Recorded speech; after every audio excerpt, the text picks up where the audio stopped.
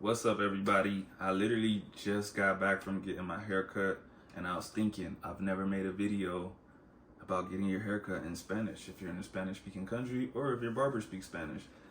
Now, let me just say this. That was the scariest thing for me the first time asking for a haircut in Spanish, because I barely know how to ask for my haircut in English. So I'm gonna tell y'all everything that I know, that I've learned over the years. If someone knows more, feel free to comment, hey, you missed this, or hey, this is how I asked for my haircut, or blah, blah, blah.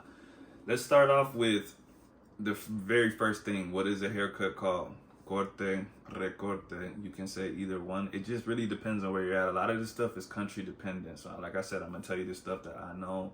I hear people say corte de pelo, corte de cabello. It just depends. The good thing is that just like you in your language, someone in another language will probably understand you, even if it's not the word that they use, right? So, the equipment, the clippers, la máquina. I've also heard people say la maquinilla. I think it just, again, depends where, but I definitely hear máquina more often than not.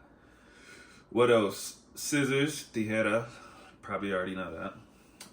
And la navaja, which is what people call the razor. I almost couldn't think of a razor, right?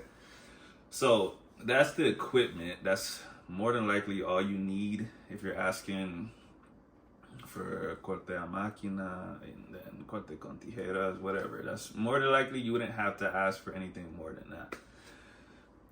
Let's go into types of haircuts. Now, because of certain qualities, because of maybe my race, there's only a certain type of haircut that I ask for. If you have a different type of hair and you want a different type of haircut, I might not be able to help you, okay? But if you're going to a barber shop, you're probably getting some type of fade. So that's what we're gonna talk about. Outside of a fade, the only thing I really know is hacia un lado is like a comb over, hacia atrás is like some kind of slick back hairstyle. I don't really know more than that besides fades. So we're gonna talk about fades, okay? So for one, if you get lucky, your barber, whether he speaks Spanish or English, will say a fade. Like my barber, he says un fade. But there's also two other names that I know, un degradado or en degradado, and un desvanecido, right? So those all three mean the same thing to me and to the barbers that I've been to. What's more important is that a fade can be high, medium, or low. So you have to know which one you want. And so those things, like I said, if you're here, it's gonna say un fade alto, but the other words will be desgradado, alto, medio, bajo, right?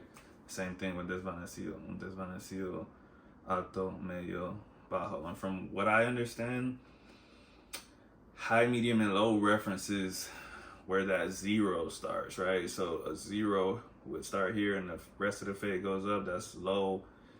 At your eyebrow is medium, and high is somewhere up higher than that, I don't know. The good thing is when you're talking about the measurements, when you say I want a 1 here or a 3 here, all of that, luckily that's pretty universal because all clippers are the same, right? So you know, you can say cortame al cero, right, in point or something like that, and they're gonna understand that you want a 0 right here.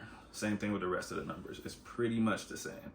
Some people have slightly different understandings of what you're looking for, but it ain't gonna be too far off. I don't think you'll be disappointed. So we talked about the equipment. We talked about haircuts. Oh, you know what? There's another cut that I didn't mention, like a buzz cut, like a corte militar or rapado, right? So that's just saying like shave. So you can say like rapamelo, like psh, take that shit off. We talked about equipment, fades. What else are we missing?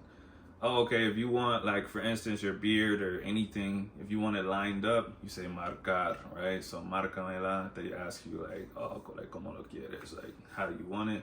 Solo marcamela.